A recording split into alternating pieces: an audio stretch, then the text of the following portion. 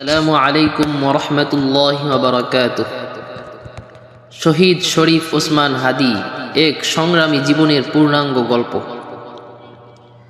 ভূমিকা: কিছু মানুষ পৃথিবীতে আসে শুধু নিজের জন্য নয়, একটি প্রজন্মকে জাগিয়ে তোলার জন্য। কিছু কণ্ঠ থাকে যেগুলো থেমে যাওয়ার পরও মানুষের হৃদয়ে প্রতিধ্বনি হয়ে বেঁচে থাকে। শহীদ শরীফ ওসমান হাদী ছিলেন তেমনি এক নাম। বাংলাদেশের রাজনৈতিক অঙ্গনে তিনি ছিলেন সাহসী উচ্চারণের প্রতীক। অন্যায়ের বিরুদ্ধে প্রতিবাদ, সাধারণ মানুষের অধিকারের কথা বলা এবং নিজের বিশ্বাসকে প্রকাশ করার কারণে তিনি খুব দ্রুত মানুষের হৃদয়ে জায়গা করে নেন। তার মৃত্যু শুধু একটি পরিবারের কান্না নয়, বরং বহু মানুষের কাছে একটি স্বপ্ন ভেঙে যাওয়ার মতো অনুভূতি। আজও অনেক তরুণ তার বক্তব্য শুনে আবেগাপ্লুত হয়, আবার অনেকে তার জীবন থেকে সাহস নেওয়ার চেষ্টা করে।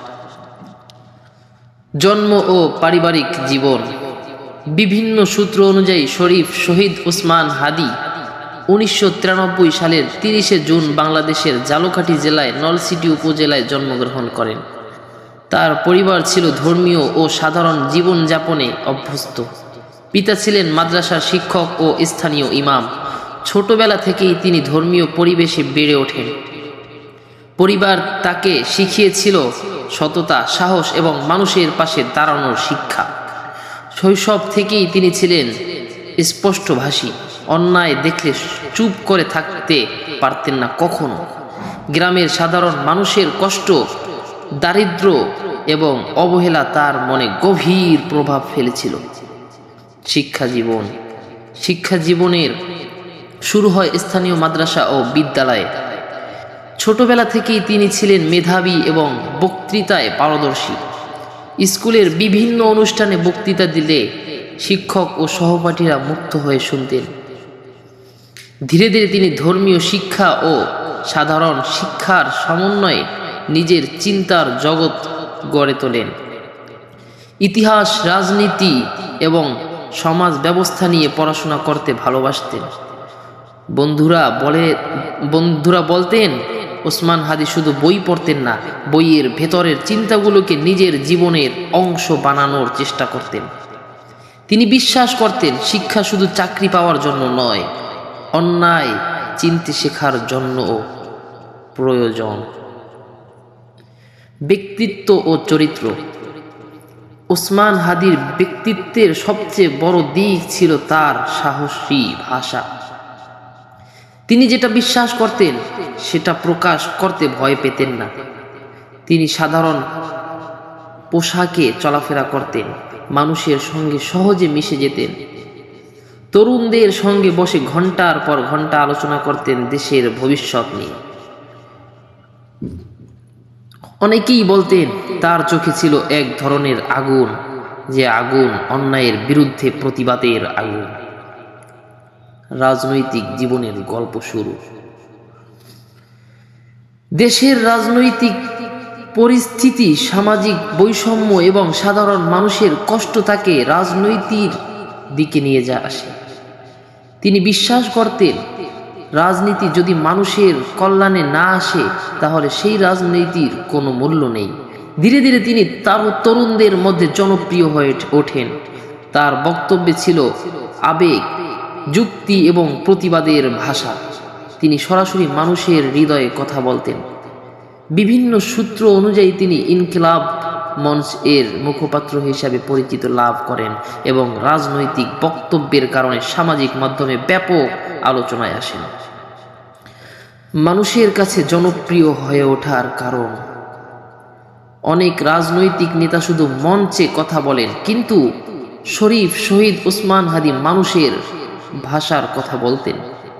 তিনি তরুণদের উদ্দেশ্যে বলতেন, দেশকে বদলাতে হলে আগে নিজেদের ভেতরের ভয়কে হারাতে হবে। তার বক্তব্যে অনেকেই সাহস পেতেন। তিনি বারবার মানুষের অধিকার, ন্যায় বিচার এবং স্বাধীন মত প্রকাশের গুরুত্ব নিয়ে কথা বলতেন। সামাজিক মাধ্যমে তার বক্তব্য ছড়িয়ে পড়তে থাকে।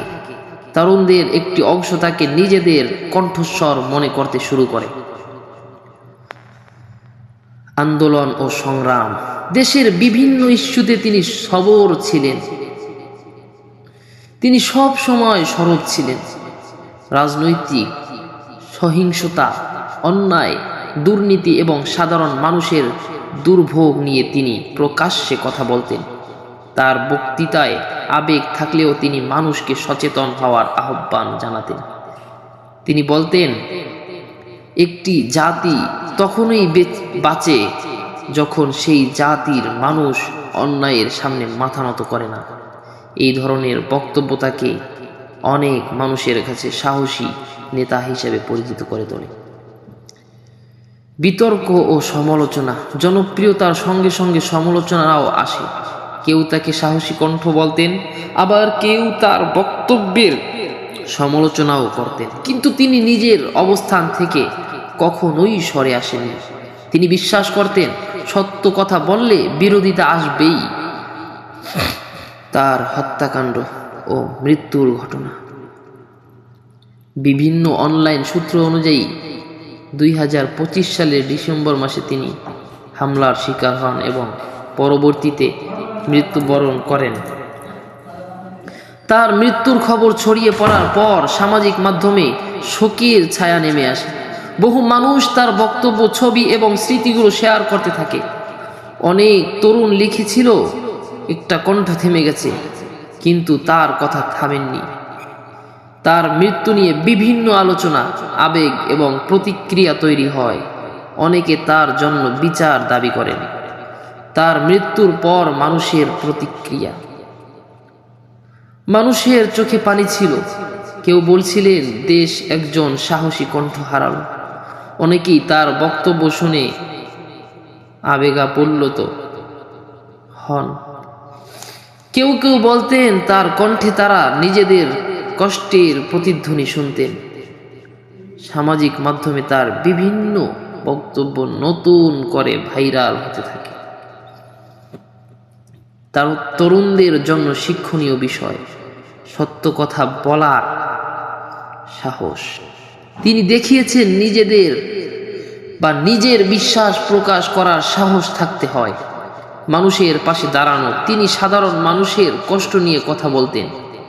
সচেতনতা।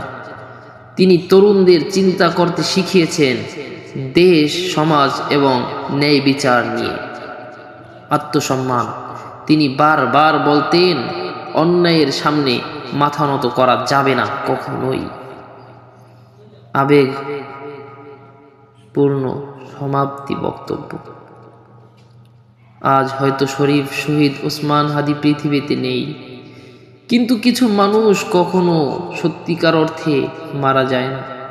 তাদের কণ্ঠ মানুষের স্মৃতিতে বেঁচে থাকে।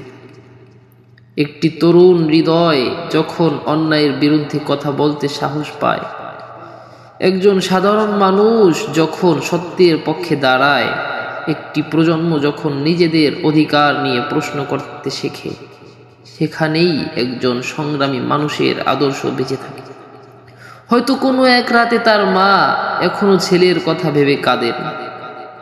হয়তো কখনো বন্ধু কখনো পুরনো মেসেজ খুলে তাকিয়ে থাকে। হয়তো কোনো তরুণ আজও তার ভিডিও শুনে বুকের ভেতর এক অদ্ভুত আগুন অনুভব করে। কিন্তু সেই আগুন যেন ঘৃণার আগুন নয়, সেটা হোক সত্য, ন্যায় বিচার, মানবতা এবং দেশের প্রতি দায়িত্ববোধের আগুন। কারণ একটি জাতি তখনই শক্তিশালী হয় যখন তার মানুষ প্রতিশোধ নয়, ন্যায় বিচার চায়। যখন তার তরুণরা ধ্বংস নয়, সচেতনতা বেছে নেয়। যখন তার কণ্ঠগুলো ভয় পায় না, কিন্তু সীমা অতিক্রম করে না। শেষ কথা, শহীদ শরীফ ওসমান হাদির জীবন নিয়ে মতভেদ থাকতে পারে, কিন্তু একটি বিষয় অস্বীকার করা কঠিন, তিনি বহু মানুষের মনে আলোড়ন তৈরি করেছিলেন। তার জীবন আমাদের মনে করিয়ে দেয়, সাহসী হও, সত্যের পক্ষে থাকো মানুষের কথা বলো, কিন্তু কখনো ঘৃণা ও সহিংসতার পথে যেও না। আল্লাহ তার প্রতি রহম করুন এবং তার পরিবারকে ধৈর্য ধারণের তৌফিক দান করুন। এবং সর্বশেষ আমি যেটা জানাতে চাই, আপনাদেরকে মেসেজ দিতে চাই, সেটা হলো শহীদ শরীফ ওসমানকে যারা হত্যা করেছে, নির্মমভাবে যাকে মেরেছে, তাদের এখন পর্যন্ত আমাদের এই দেশে বিচার হয়নি। লক্ষ লক্ষ মানুষ তার বিচার চাচ্ছেন, অনেকভাবে তার বিচার চাওয়া হয়েছে, কিন্তু আজও পর্যন্ত এই বাংলার মাটিতে শহীদ শরীফ ওসমান হাদির বিচার হয়নি। সর্বদা দোয়া করি শহীদ শরীফ ওসমান হাদির মৃত্যুর হত্যাকাণ্ডের বিচার অতি দ্রুত হোক, সেই দোয়া করি। আপনারাও সকলে শহীদ শরীফ ওসমান হাদির জন্য দোয়া করবেন, যেন মহান রব্বুল আলামিন তাকে জান্নাতের উচ্চ মাকাম দান করেন এবং যারা তাকে হত্যা করেছে তাদের অতি দ্রুত বিচার হয়। এই বলে আজকের ভিডিও শেষ করছি। আসসালামু আলাইকুম ওয়া রাহমাতুল্লাহি ওয়া বারাকাতুহু।